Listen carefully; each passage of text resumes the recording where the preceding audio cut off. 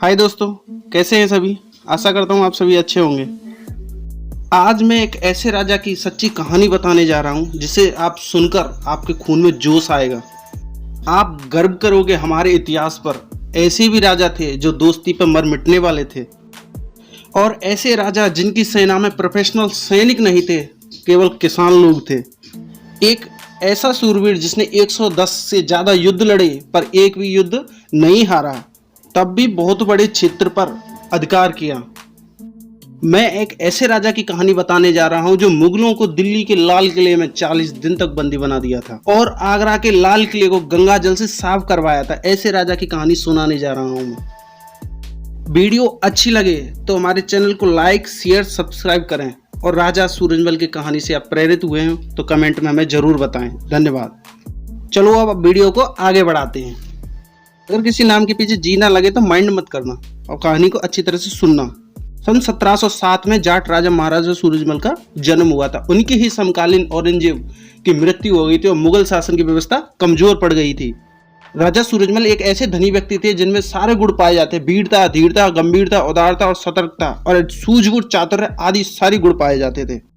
उनके पिताजी का नाम राजा बदन सिंह था, जो भरतपुर की बागडोर संभाल रहे थे। राज्याभिषेक 22 मई 1755 में डीग के अंदर हुआ। उनका विवाह महारानी किशोरी देवी के साथ हुआ और उनके 5 संतानें प्राप्त हुई: जवाहर सिंह, नाहर सिंह, रतन सिंह, नवल सिंह और रंजीत सिंह। महाराजा सूरजमल को कई नामों से जाना जाता है, जैसे जाटों का प्लूटो, वो बुद्धि के लिए ऊपर, और अफलातून, चौड़े कंधे होने पर, और ओडियस और जाट साम्राज्य की आंख भी कहा जाता है। आज का भरतपुर यहाँ पर कुछ समय पहले सोगरिया जाट सरदार रुस्तम के अधिकार में था। सन 1732 में महाराजा बदन सिंह ने 25 वर्ष के जाट राजा सूरजमल को डीग के दक्षिण पश्चिम में स्थित सोगर गांव को जीत लिया।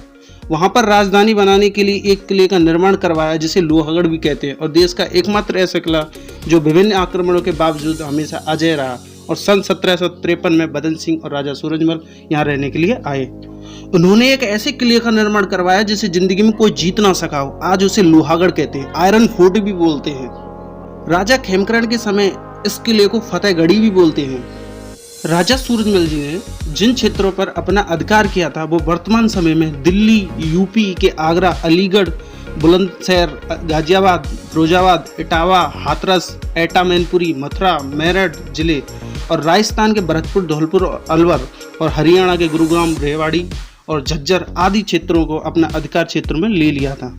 उन्होंने कई महलों का निर्माण करवाया, जैसे डीग महल थे। डीग महल में गोपाल महल, नंद महल, केसम महल और हरिद्वार महल और लोहागढ़ दुर्ग का निर्माण करवाया। एक आधुनिक इतिहासकार ने इनकी स्पष्ट बुद्धिमत्ता को देखते हुए उनकी तुलना ओडियस से की थी।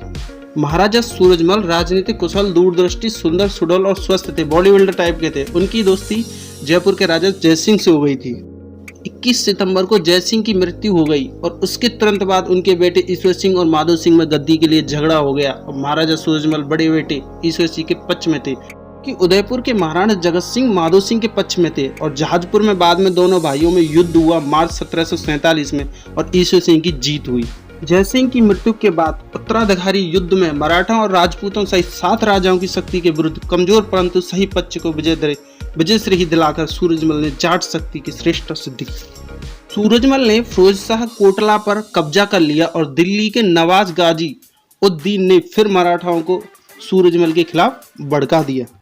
फिर मराठाओं ने जनवरी 1754 से मई 1754 तक भरतपुर जिले में सूरजमल के कुम्हेर किले को घेरे रखा और मराठा किले पर कब्जा नहीं कर पाए, और मालाराव होलकर का बेटा खंडेराव होलकर मारा गया और मराठाओं ने सूरजमल की जान लेने की ठान ली थी। पर महारानी किशोरी ने सिंधियों की मदद से मराठाओं और सूरजमल में संधि करवा दी। बैटेल के अनुसार जर्जर मुगल सत्ता का जब पतन दिखाई दे रहा था, जब जाट शक्ति उत्तरी भारत में प्रबल शक्ति के रूप में उभर कर सामने आई।